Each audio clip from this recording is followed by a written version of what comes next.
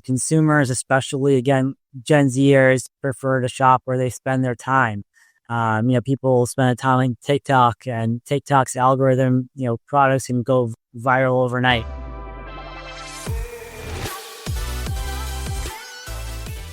Welcome to the Mastering eCommerce Marketing Podcast. I'm your host, Eitan Kotter, co-CEO of Vimy. In an era of rising acquisition costs and increased competition, this podcast is dedicated to helping you drive sales, engage customers, and build meaningful communities so you can turn passive visitors into active buyers. Don't forget to subscribe so you won't miss out on future content. Now let's get started with the episode.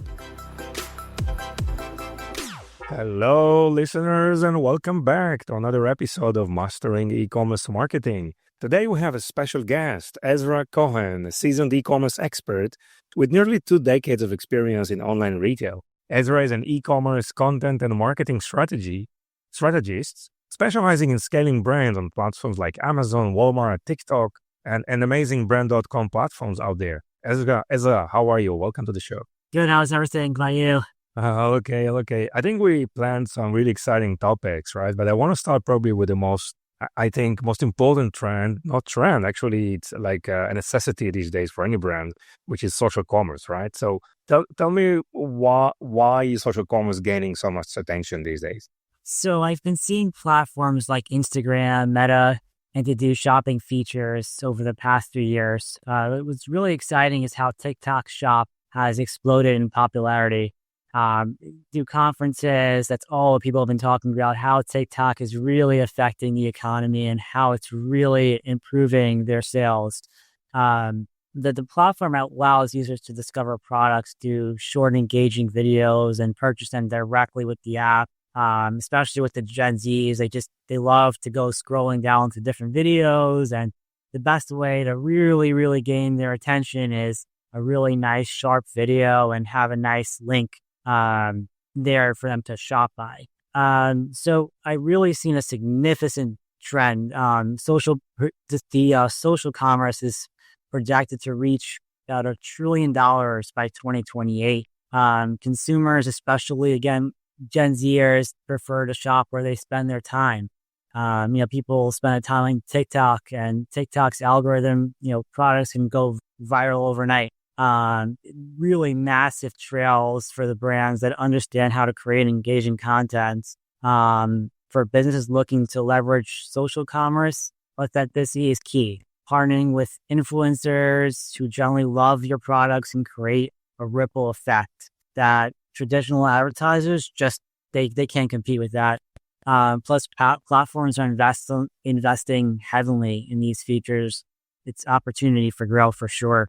For sure. I mean, has become so difficult to acquire new customers, right? To your website as a brand, and it used to be, I think, much easier, a few years back with meta ads and other strategies. But I mean, it's so competitive these days, and it's pretty crowded on every niche. So why not just deploying content or even shoppable content where consumers are spending the time, as you said?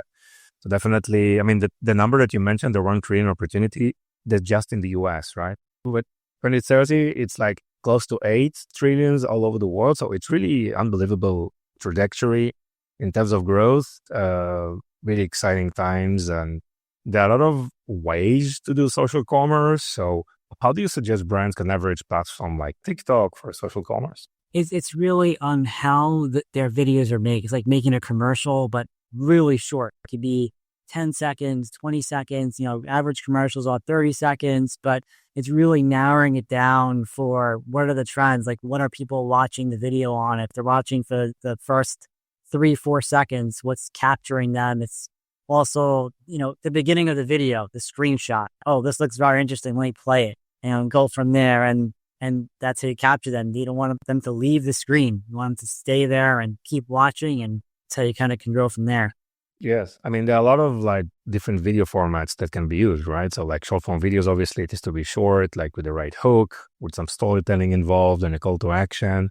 All these structures, I think, are performed, by a variety of companies out there in a various ways. There is also the live component of it, right? Like live shopping to enable more interactive interaction using chats in real time and probably asking the host or the seller more questions. So yeah, I mean, we always recommend, companies to use all these various type of videos to see what's working, right? And use with analytics to make sure, what's working and what's not. So how do you see the future look like for social commerce? I definitely see it it's going to keep growing. It's not going to stop. It's going to grow, especially with AI now. People are really into it, trying to learn it. Unfortunately, now people think it's like, oh, just type something and it'll go. But you really have to train it like an employee with AI. You really have to sit there and say, okay, I want this video to do this. Or if you want to edit this video to do it that way, you really have to be very specific and still having extra eyes out there. But yeah, it's definitely going to be improving. You can see it drastically. It's not just brands trying to deploy, let's say, checkout or even, redirect to PDPs on social platforms, but also, in other partners that they have, publishers. I mean, it's just all over. Anything that makes sense that's to open a new channel is something that needs to be considered. So we're going to talk about a variety of, I think, important trends or opportunities for any marketer out there, right? So next on our agenda is subscription-based e-commerce models, right? So why are subscription models so popular these days? So with subscription models, so think about how popular subscription boxes have become, from beauty products, meal kits, digital services. These models provide business with predictable revenue while offering customers convenience and personalization. And I think the key to a successful subscription service lies understanding your customers' preferences. Brands that tailor their offerings and regularly engage with subscribers have higher retention rates. In the US, the subscription e-commerce market is projected to top around, I would say, $43 billion in 2024. Now we're 2025. It's just a clear indicator the trend is really not, it's definitely here. And again, if you're considering launching a subscription service, focus on adding value. It's just beyond amazing. You could also offer exclusive content. If you're running a magazine or a newspaper, or access to new products before anyone else, or personalizing recommendations, there's a lot you could offer. And again, that's how you're going to grow your business for sure. Repeat customer. Interesting. And this fits to specific industries, or do you see which industries specific do you see that can? I think it's more of the food-based, especially with regular, food conveniences or even pet products. Like you see Chewy has auto order. And, again, it's a great way to know who your customers are and also pinpoint where are the trends, what states are the best or what countries are the best, and also focusing on your shipping aspect too with logistics. Again, logistics is very expensive. Every year it's growing and growing and becoming more expensive, where you have companies like Amazon, where they're just taking on their own shipping, getting rid of now I think UPS, and taking on themselves Amazon Prime Air, and all these, companies are just trying to see how to really to focus on the margins and how to grow profitability through logistics as well. Yeah. So what are the key to a successful subscription model? I believe is knowing your customer, getting to know them, where they're located, and how much they're ordering as far as what products they're ordering, and really just making sure that they're staying on. They're not leaving the subscription. Okay, why are you leaving the subscription if they want to leave? It's with those radio series XM, they never want you to leave. They're okay, let me give you $3 off. So it's very, very hard. It's making it very difficult for you to leave. But again, being loyal at the same time, customer experience is definitely number one. Brands need to take closer consideration, because obviously, as you said, there is a more predictability, projecting revenues, right, in the forthcoming months. But also there are some other issues that need to be taken into consideration, like churn, right? Like financing maybe, because, revenues are coming in a different way than just one-time, purchase. So, there are a variety of consideration that also try not to cannibalize, your existing business. So I think it's around, how each brand need to decide what is the best timing. I see a lot of brands just launching today with subscription. So I think that's a great opportunity just to make things more interesting, but it requires different, I think, balance sheet or different, cost expenses calculation and forecasting just to make sure that you can sustain this. Great. So next on our agenda is sustainability, right? Sustainable e-commerce practices. And I want to ask you, why is sustainability so critical for e-commerce? So basically, I think Apple really brought everyone's attention last year with the sustainability, with really reshifting with, their cases, making it more sustainable. And people really love that. I could see a lot of green. So I think really people are looking at, okay, there's so many things happening, especially with climate change. Unfortunately happened with LA with the wildfires and all these weather patterns happening. And people are really opening their eyes and kind of seeing, okay, what's going on? How do we really make this better? So I think one way to adapt with eco-friendly is packaging. It's another item. Exploring options like carbon neutral shipping. Companies also improving supply chain transparency, which builds trust with environmental conscious shoppers. Brands like Patagonia and Allbirds have set strong examples by making sustainability central to their business models. Yeah. Another trend worth, is rise of secondhand marketplaces and product refurbishments. This is really, impacting a lot of business. And definitely people are seeing a growth on that. Yes, like secondhand, and it's a great market opportunity. Yeah. With great success stories as well in this industry. So you mentioned logistics, and so how are brands reducing their carbon footprint in logistics? So I believe they're trying to see now, when you fly, you can see how many carbon factors are using. So that's something that's really, really big. And I believe with companies, they also have that factor. Okay, if I ship it this way, it's going to be the best way for a sustainability practice. And they're really trying various ways to really make it as sustainable as possible. And also now companies are trying to show customers to get their loyalty in. It's like, okay, this is how we're doing it. We're doing it like a just in time. Like this is going from the factory, going from, to us, to you, and trying to limit as much, carbon as possible. And that's really, really, impacting customers to come to shop with them and trust them and be a loyal customer. Yeah. So you see this as an important factor for decision making from the shopper side, right? Just having a brand which is more oriented, more sustainability oriented, you think it makes a difference, right? It is, yeah, definitely especially with materials, how the materials are made and food and definitely, what the end goal is, and people are just trying to be healthy as well. So it's all, containing of a healthy, eco-friendly environment is what we're geared towards. So this is very relevant, obviously, for fashion, for apparel, for food, right? That these are the point is what yeah. Right, exactly. And we mentioned secondhand goods previously. I think it's worth, spending more time on this. What role do secondhand goods play in sustainability? So again, I think there's a company mentioned code, but I believe it's Real. They do secondhand clothing. So again, it's you're using a material again. It's recycling, but it's really, really it's great. It tells you about the product. Okay, it's been used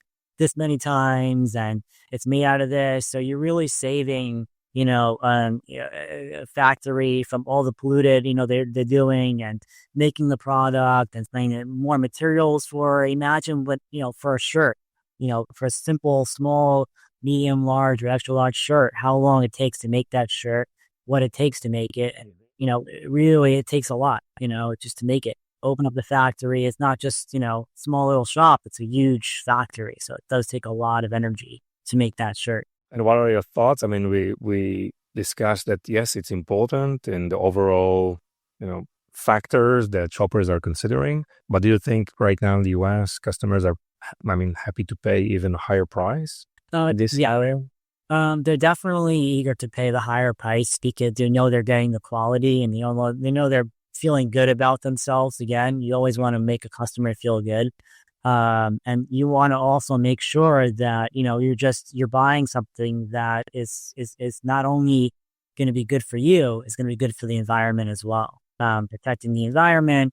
And again, people are trying to figure out ways on how to, be climate friendly. It's all a lot of talk these past few years, especially now. This has been a very big year. With the climate change. Yes, okay. Ezra, I want to talk to you about mobile commerce, right? This is a term that obviously being used for the last 5-7 years quite heavily. Why is mobile commerce more important than ever? So, mobile commerce, especially with smartphones, it's no longer, it's just not just a communicated device. I remember getting my first iPhone. I'm like, wow, this is great. I can call everyone. But now it's a shopping hub now. During the most recent holiday season, this past, December, Christmas holiday, mobile devices accounted for more than half of online sales. It's amazing. Again, consumers, they expect fast, seamless shopping experience on their phones. For businesses, this means ensuring websites are mobile optimized, pages loads quickly, checkout process is super simple. Like Amazon's a $1 trillion company, and they did absolutely phenomenal with checkout. Making sure, okay, do you need this, this, and this? And you could have notifications to your phone like, oh, you're running out of this, or you need to get that. And people always have their phones with them. It's amazing. Like you can't be 10 feet away from your phone. It's like part of your body. It's really crazy. And again, there's features like one-click checkout, digital wallets like Apple Pay. There's Affirm now. And again, there's also voice assisted shopping as well. So it's really simple. Like, Google, let's say, order me this, or here's your shopping cart. And they'll all actually remind you, like Google will tell you, okay, you're running out of this. Should I order this for you? So it's really a pump up towards, shopping, which is, it's amazing. It's a really unbelievable, phenomenal, world now where we're in now. So definitely businesses need to optimize for mobile, but what are some of your best practices, or how do you suggest businesses to optimize for mobile experience and mobile shopping as well? Yeah. So with mobile shopping, as easy as Amazon does it, you hop on, you know exactly what you want already. You type it in. You want to be organic friendly, or if you need to do like if you're a new brand, you have to pay for it, obviously, for sponsored ads, being on the top there. Really being in the customer's face. And once they see the product, I mean, you could have a nice amount of content, but that's really for algorithm. But I think the image quality, videos have to be amazing. And the checkout process is just to be like a one-click checkout. Okay, done. Shipping here. A lot of people are attaching their, Google accounts. Like you can, check in as a Google to have, the information you need, like with Constant Contact or Colavita, and the consumer's info will go right into your business platform if using Shopify, eCommerce, and that's a game that repeat subscription customers, as we talked about earlier. But as a simple, quick, fast, okay, I need 2-day shipping. Interesting enough, regarding the logistics side of it, I just saw last week, customers are actually looking more for pricing than for shipping logistics time. As far as a company called Temu is studied. Temu is like this Asian, they call it Temu, based out of the Orient, and it's this really least expensive stuff. Like a scissor can cost like 50 cents or $1, and really interesting enough, they're making it very quick to shop, least expensive, and also regarding tariffs as well. I think Amazon is going to be very expensive regarding tariffs. Temu is not, because the loophole is that if you send to a customer under $800, I believe that's the cap, there's no tariffs on that. So if you send it one by one from the Orient, you're waiting 10 days for it, but at the same time, you're saving a lot of money. So it's kind of like a loophole there. Yes. I mean, it's interesting. I mean, people are happy to wait even a few more days if the price is right. Yeah. I mean, again, like Walmart has been trying to like keep up with Amazon. Okay, you could go to the store and pick it up. But now I don't see logistic as the problem. Now I think it's more of the money, and I think that's going to be this year. I think it's going to be very interesting to see. I mean, Amazon's still a $1 trillion company, but let's see what happens with Temu. I mean, with President Trump in the office, let's see what he does. And, if he's going to try to, block that somehow, or if it's going to keep going. If Temu is going to really be up there, it's going to be big. But yes, it's already. I mean, a lot of money is pouring to advertising is very unbelievable. Yeah, it was amazing for sure. And Ezra, do you see any special trends in mobile shopping worth mentioning? I believe the biggest thing I'm seeing is food and necessities, commodities like, pastas, oils, pet food supplies. I think that's really, people don't want to have to worry about, okay, I forgot to order this. You're going to go hungry, to go to the store and really spend the money to go, especially with, with eggs these days. I know it's been a very hot topic with eggs costing $14 for a case. It's amazing, but and online you can get a little bit less, but hopefully you'll get there in time. Yeah. Okay, interesting. Okay, Ezra, next on our agenda, and I want to just make sure we're okay in time, just covering all these great topics. Next on the agenda is voice commerce. So what makes voice commerce so transformative? So with voice commerce, it's really, really, really, it's been growing ever since the Eco Dot came out with, and also Google came out with their own devices. It's just the smart speakers have really, really attacked the market. I mean, imagine cooking dinner and saying like, "Was order me olive oil," or having it delivered without lifting a finger, just right at your doorstep. It's definitely a huge trend. Just voice commanding is really, people have it everywhere. I have it on my glasses right now. Actually, I'm wearing Amazon glasses, so my schedule is coming in, and I have messages coming in, and I have voice calls, and I can order anything I want. Lock my house, say, oh, I forgot the lights on, let me close it. Open my garage, put the alarm on. Everything is through voice. It's amazing. The worst thing is someone sending a commercial. If you go to the dentist, there's problems. You have you have a treatment, you're in big trouble. You got to use your text there. But other than that, voice is definitely your best bet. I'd say it's definitely up there, and it's improving. I mean, it sometimes can be difficult for texting, and all of a sudden you realize text the wrong thing. Problems, you have to always double check. But I think it's definitely a growing trend for sure. What industries are adopting voice commerce? I would say the food industry is very, very big. Ordering the pastas, ordering the oils, ordering the cookies, ordering the milk, ordering the supermarket supplies, like order my list for the weekend, or order my list for the week. And that's the shopping. That's going to be the biggest, trend for sure, is shopping for, everyday needs, necessities. Yes. And how do you suggest businesses to prepare for voice commerce? I think it's basically having your search terms say like, okay, order me spaghetti pasta, or a pack of 6 of pasta, like order this, like, or tell Alexa to order, this item. I think it's more of like gearing towards like asking a question, incorporating it into your search terms. Ask this, order that, and basically having that as a search term, and having that integrated into your platform. I think that's going to be definitely the best idea. Yeah. I want to talk to you also about AR, right? Augmented reality shopping. How do you see businesses, or how AR is improving online shopping experience? So with AR, the technology is transforming how consumers interact with products online. With AR, you could try on glasses, test out makeup shades, or see how furniture looks in your living room, all from your phone. You can see it on Amazon. You can just kind of click on the camera and place the item, turn it around, and kind of see how it's a great way to visually see how it would look in your house. I remember the old days, people bring the picture of their house and they come into the furniture place, but now you can actually see how it looks in your house, which is a great feature. I think it's a really great item. Virtual really takes it a step further. Imagine like really putting on like a jacket and not having to say, okay, how does it look on me?